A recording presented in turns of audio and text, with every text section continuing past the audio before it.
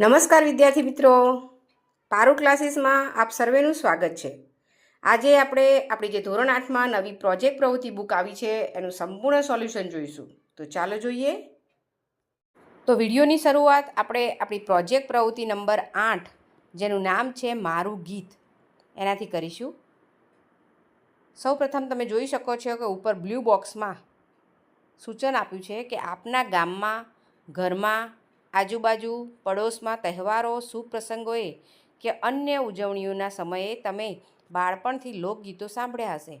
આ પ્રકારના લોકગીતો હજી પણ આપના માતા પિતા, દાદા દાદી, સગાવાલાના મુખે ગવાતા જ હશે।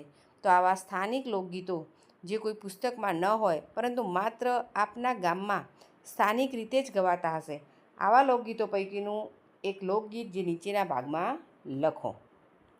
તો અહીંયા આપણે એવું લોકગીત લખવાનું છે કે જે આપણા પાઠ્યપુસ્તકમાં ના હોય પરંતુ સ્થાનિક રીતે તમારા ગામમાં ગવાતું હોય અથવા તમે તમારા દાદા દાદી જોડે અથવા સગાવાલા જોડે સાંભળ્યું હોય એવું ગીત। તો જોઈએ અહીંયા આપણે એક લોકગીત લખ્યું છે જેનું નામ છે ઝૂલણ મોરલી વાગી રે। ઝૂલણ મોરલી વાગી રે રાજાના કુંવર, હાલોને જોવા જાય રે મોરલી વાગી રે રાજાના કુંવર। ઝૂલણ મોરલી વાગી રે રાજાના કુંવર, હાલોને જોવા જાય રે મોરલી વાગી રે રાજાના કુંવર। ચડવા તે ઘોડો હંસલો રે રાજાના કુંવર, પિતળિયા પલાણ રે મોરલી વાગી રે રાજાના કુંવર। બાએ બાજુ બંધ બેરખા રે રાજાના કુંવર, દસે આગળીએ વેઢ રે મોરલી વાગી રે રાજાના કુંવર। માથે મેવાડી મોડિયા રે રાજાના કુંવર, કિનખા બીસુરવાળ રે મોરલી વાગી રે રાજાના કુંવર।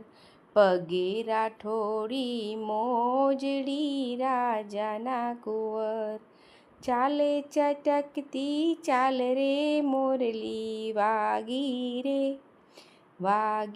રે રાજાના કુંવર। ઝૂલણ મોરલી વાગી રે રાજાના કુંવર, હાલોને જોવા જાવ રે મોરલી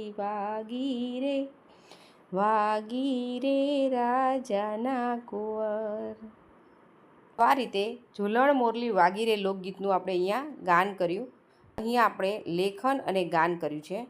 હવે આગળ જોઈએ નવો પ્રશ્ન। આગળ પ્રશ્ન આપેલો છે કે આ લોકગીતમાં શાના વિશે વાત કરવામાં આવી છે? તો ગાયક લોકોને રાજાના કુંવરને જોવાનું આમંત્રણ આપે છે જ્યારે મોરલી વાગી રહી હોય ત્યારે। રાજાના કુંવરના સુંદર ઘોડા અને પીળા પલાણનું વર્ણન કરવામાં આવ્યું છે। તેમના બાજુબંધ બેરખા અને વીંટીઓનું વર્ણન કરવામાં આવ્યું છે। તેમના માથા પર મોજડી, મોળિયા અને કિનખાબી સુરવાળનું વર્ણન કરવામાં આવ્યું છે। તેમની મોજડી અને ચાલનું પણ વર્ણન કરવામાં આવ્યું છે। તો ઝૂલણ મોરલી વાગી રે લોકગીતમાં રાજાના કુંવરનું અનેક પ્રકારે વર્ણન કરવામાં આવ્યું છે। તો આ રીતે તમારે તમારી પ્રોજેક્ટ બુકમાં પણ લોકગીતને નોંધવાનું છે, સમજવાનું છે અને રાગમાં ગાવાનું છે।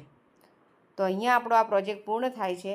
નેક્સ્ટ આપણો નવો પ્રોજેક્ટ આપણે આપણા નવા વિડીયોમાં જોઈશું। નમસ્કાર।